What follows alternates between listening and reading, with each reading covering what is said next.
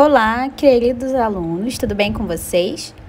Então, a pergunta de hoje é: quem foram os primeiros habitantes do estado do Rio de Janeiro? Nas aulas passadas de história, nós já conversamos sobre os primeiros habitantes do nosso país. Então, nós podemos deduzir que são os mesmos. Isso aí, pessoal, os primeiros habitantes foram os índios. Mas você sabe o nome deles? É isso que nós vamos descobrir agora. Vamos lá? Agora nós vamos conhecer uma tribo chamada Tupinambás ou Tamoios.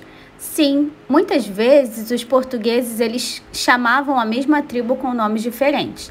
E é por isso que essa tribo ela é conhecida como Tupinambás ou Tamoios. Vamos aprender um pouquinho sobre eles? Então, eles eram um povo indígena, um grupamento de índios, que eles habitavam aqui, na parte onde está o São Paulo hoje em dia e o Rio de Janeiro. Eles viviam em volta da Baía de Guanabara. E essa população ela era cerca de 70 mil indivíduos, ou seja, era uma população bastante grande. E a palavra tamoio, ela vem de tamói, que em língua tupi, que é a língua dos índios, ela significa avós. Isso nos mostra que essa tribo é uma das tribos mais antigas, por isso que eles eram chamados de avós.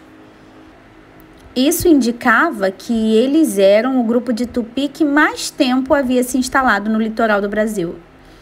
E vamos observar essas imagens? O que nós percebemos? Qual é a grande diferença? A primeira é a foto do povo tupinambás atualmente. E a segunda é a foto antiga deles.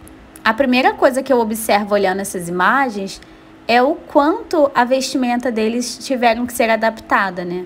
Antigamente, eles andavam nus e hoje em dia eles colocam algumas coisas para taparem em respeito à nossa cultura, né? Porque eles vivem no meio de outras culturas que podem não entender a cultura deles. Agora nós vamos conhecer outra tribo, é Temiminós ou Maracajá.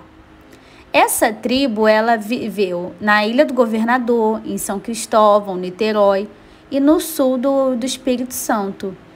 E essa tribo, por incrível que pareça, ela era inimiga dos tupinambás, ou seja, eles eram povos contrários, inimigos. Eles viviam guerreando entre si e disputando por poder, por terras. Outra coisa que nós precisamos saber é que apesar deles serem inimigos, eles tinham os mesmos costumes. Sim, pessoal, eles compartilhavam da mesma língua, das mesmas crenças e dos mesmos costumes.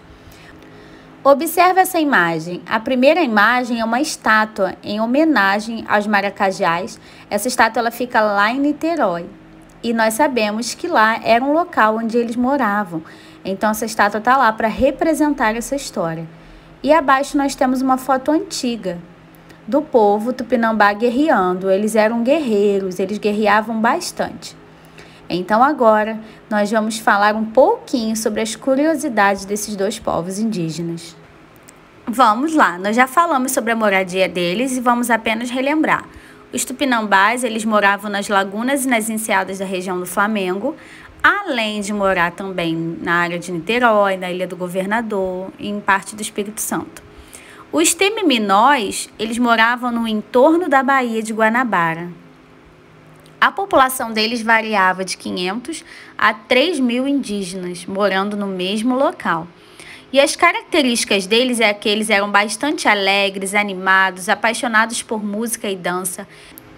Eles pintavam o corpo e se enfeitavam com conchas marinhas e penas de animais bem coloridas. Eles sabiam prever as chuvas e as marés através da observação da estrela, da lua, do sol. E eles também tinham uma ótima relação entre os seres vivos e o meio ambiente. Eles sabiam como se curar através de ervas, sabiam a hora certa de plantar e de colher, entre outras coisas. Eles plantavam milho, mandioca, feijão, amendoim, algodão para poder fazer em suas redes onde eles dormiam, fabricavam cestas de cipó, panelas e vasos de barro, tudo isso para guardarem os seus alimentos, os seus pertences, as suas bebidas e também instrumentos musicais para que eles pudessem ter os instrumentos para tocarem em seus rituais e nas suas festas. Agora vamos observar essa linda arte indígena. Pessoal, quando você observa essas artes indígenas, o que você consegue prestar atenção? Eu logo percebo as cores que eram utilizadas: o amarelo, o vermelho, temos também o marrom, além disso temos o preto, o laranja. Todas essas cores eram utilizadas porque elas eram tiradas de sementes. Outra coisa que eu observo também são os grafismos. Eles não se repetem. Nós percebemos que existem vários tipos de grafismos utilizados na parede, no pano, no rosto, em quadros. Todos os grafismos deles possuem significados diferentes e formas diferentes. Vamos descobrir essas variedades? Observe, pessoal, o significado de cada grafismo. Temos umas pinturas que são feitas para anunciar a chegada de filhos. Temos também pinturas que são feitas para festejarem. E temos também o significado, o nome de cada tipo de pintura. E geralmente elas estão relacionadas ao meio ambiente, ao modo de vida dos índios. Por exemplo, temos a pintura peixe grande, temos a pintura peixe pacuzinho, espinha de peixe, caminho de cobra, cipó escada, folha de açaí. Todos os nomes estão relacionados ao modo de vida indígena. E por isso eu preparei para vocês uma atividade bem interessante. Nós percebemos que os grafismos indígenas, eles não estão apenas na pintura do corpo, eles também são usados na decoração de objetos. E nós vamos agora homenagear os índios representando estes grafismos que eles faziam.